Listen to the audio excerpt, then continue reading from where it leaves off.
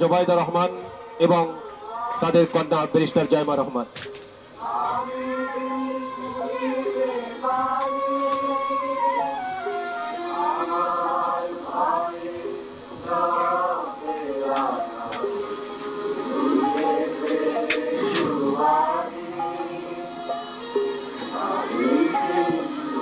শহীদ president Ziaur Rahman এবং দেশনেত্রী বেগম খালেদা জিয়ার পরিবারের পক্ষ থেকে তাদের সুযোগ্য সন্তান জনাব তারেক রহমান ভাষা শহীদদের প্রতি শ্রদ্ধা নিবেদন করলেন।